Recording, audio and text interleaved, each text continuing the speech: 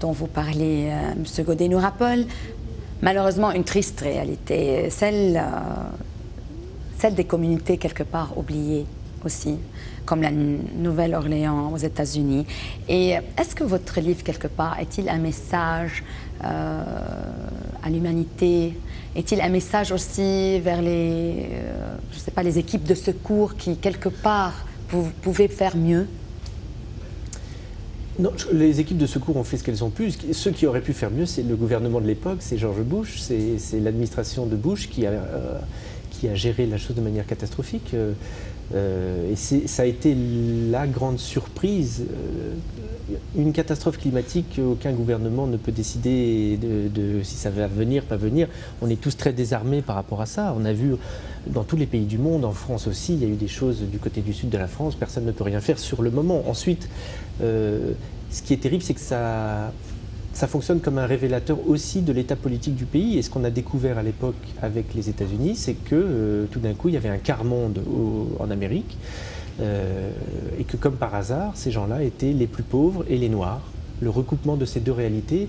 Et donc c'est vrai que l'évacuation des quartiers pauvres et des quartiers noirs n'a pas été faite. Ces gens-là sont restés sur place. Et moi, j'avais envie d'utiliser ça parce que la tragédie climatique m'intéresse, le déchaînement des forces, d'être dans l'épopée comme ça m'intéresse beaucoup. Mais je pense que ce sujet-là m'intéressait aussi parce qu'il peut y avoir une colère politique aussi derrière. Ouais. Ce qui est par exemple pas le cas en Haïti avec le tremblement de terre. Bien sûr, tout a été fait. Tout est détruit, personne ne peut rien faire d'autre. Ouais. Là ils pouvaient au moins évacuer les gens qui restaient. Oui. سألت مستر جوديه انه اذا كان في رساله انسانيه من وراء كتابه لانه خاصه انه بيحكي قد ايه بقيوا ناس خصوصا سود امريكان محلهم ما حدا قدر يخلصهم. قال ايه اكيد هو من هالناحيه بيحكي خاصه عن حكم مع ايام جورج بوش اللي ما عرف ياخذ القرار المناسب خصوصا تجاه هالامريكان الافريقيين. ومن هيك كان لسببين، يعني اول شيء حب يحكي عن الاعصار لانه هو بهمه الكوارث الطبيعيه، وحب كمان يلقي الضوء على عدم التجاوب من أكيد الحكم الامريكاني على ايام بوش. Monsieur Godet, je vous remercie. Monsieur Yasmina Khadra, vous êtes le bienvenu parmi nous. C'est avec grand honneur que nous vous recevons aujourd'hui à la MTV. Donc, Yasmina Khadra est votre pseudonyme. Et je vous poserai la question dessus. Mais avant, je voudrais juste vous introduire très rapidement au public libanais.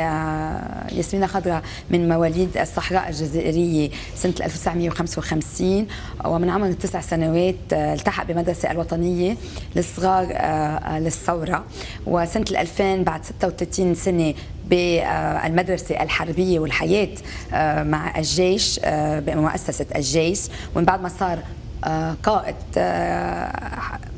لجأ إلى الكتابة. وسنة 2001 انتقل إلى فرنسا وين عايش اليوم مع عائلته. كتب أكثر من 20 كتاب ترجموا إلى 33 لغة ب 38 يعني بلد، واليوم موجود بيناتنا. Racontez-nous très brièvement l'histoire de votre pseudonyme, parce que on sait que ce n'est pas votre nom, Yasmina Khadra. Vous êtes Mohamed Moulay Sahoul et Yasmina Khadra, c'est votre pseudonyme. Pourquoi vous... والله عندي برك j'ai une petite correction. Je n'ai pas commencé à écrire après avoir quitté l'armée. Ah, vous avez écrit J'ai toujours écrit depuis que j'étais petit. Et vous avez publié? منذ الطفولة. وكان في كتب طبعا. لما غادرت الجيش كانت عندي حوالي 14 كتاب ومترجمه في 12 دوله وحتى في الولايات المتحده. باسمك الحقيقي؟ نعم، باسمي الحقيقي وباسم الشهره. اسم الشهره هو اسم زوجتك؟ زوجتي، ce sont les prénoms de ma femme. Le prénom de votre femme. Vous savez, c'est une question qui m'a été posée des milliers de fois. Et donc, à la longue, j'ai le sentiment de me répéter. Ouais. Mais parce qu'il y a beaucoup de gens qui croient que Yasmina Khadra, c'est le nom d'une femme.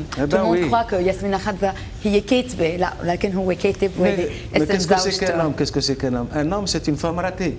Donc voilà, c'est tout. Ça, c'est très beau. Voilà. Mais dans chaque homme, il y a moitié femme, moitié homme, Oui, voilà. vice-versa. Donc, vous êtes là pour signer votre dernier livre, L'Olympe des Infortunes. C'est un conte philosophique et qui change un peu de vos autres romans, surtout de votre trilogie, Les Hirondelles de Kaboul, L'Attentat, Les Sirènes de Bagdad. 3 livres extraordinaires, des best-sellers. Pourquoi cette fois-ci vous êtes allé vers la fiction surtout, vers les anti-héros et non plus les héros? Ben, vous savez, moi, je n'aime pas faire d'une thématique un fonds de commerce. J'aime la littérature et j'aime prendre des risques. Je crois dans ce que je fais, donc j'ai choisi d'écrire sur les choses qui m'interpellent. Moi, j'écris toujours pour trouver une réponse aux questions que je me pose. Qu'est-ce que c'est que l'Afghanistan? J'ai écrit Les Hirondelles de Kaboul. C'est quoi le problème palestinien? J'ai écrit L'Attentat. C'est quoi la clochardisation? J'ai essayé d'écrire justement L'Olympe des Infortunes, qui est aussi une réflexion sur la mondialisation boulimique qui est en train de tout détruire autour de nous. Et quelle serait la place de l'homme dans ce tsunami? Voilà. نعم سألته انه ليه اليوم غير بهذا الكتاب معود يكتب اكيد اكثر اشياء واقعيه مثل عن القصه الفلسطينيه عن بغداد والى اخره بكتبه هوديك ليه هالمره حب يكتب اكيد عن الكلوشار المتوسلين على الطرقات الفقراء لانه قال لي انه هلا صرنا بعالم صار في ثوره صاروا كتار وما حدا عم بيطلع فيهم ما حدا عم بيحكي معهم avec votre talent de conteur et la splendeur imagée de votre langue, vous transformez l'univers donc rebutant des clochards vraiment en un monde hautement poétique. Ben, c'est ça le privilège de l'écrivain, justement. C'est quoi votre message? Il n'y a pas de message, c'est juste l'amour que j'ai pour l'être humain, qu'il soit roi ou qu'il soit clochard. Pour moi, c'est d'abord un être humain. Et j'ai toujours voulu trouver de l'éthique, une dignité à ceux qui n'en ont pas. Donc c'est ça aussi le privilège de tous les écrivains. Ils sont capables de faire d'un homme ordinaire un héros, ils sont capables de ramener les dieux à ras de paillasson. Donc voilà, c'est... C'est comme on dit en arabe, يحق للشاعر ما لا يحق لغيره. طبعا وخاصة كما نقول في العرب باللغة العربية كاين فيه مقولة عربية ربما من القرآن الكريم يقول لك أهل مكة أدرى بشعابها. فالأديب يقول وهل تدرك ملوك مكة بشعوبها. أنا هذه دائما j'essaie toujours de trouver quelque chose pour prolonger un adage ou un proverbe ou une situation donnée. Voilà. C'est très beau. بكتابه الأخير حب يعني يعطي لكل إنسان كمان عزة نفس من هيك نقى الفقراء والمتوسلين على الطرقات وعمل منهم أكيد أبطال لأنه له الإنسان واحد وكل إنسان أكيد عنده قيمته وعنده شيء ممكن يوصله من هيك بيقول إنه الكاتب ممكن يأله فقير ومثل ما ممكن يحطم ملك من هيك يحكوا أكيد للكاتب ما لا يحكوا لغيره. Monsieur Jacques Salomé, je vous remercie encore pour votre présence et félicitations pour vos signatures. Et Monsieur Laurent Godet, merci encore une fois pour votre présence. Et Monsieur Yasmine Al-Khadra, je vous remercie. Et merci encore pour de nous donner de la joie encore dans vos écritures et dans les lectures que vous nous offrez.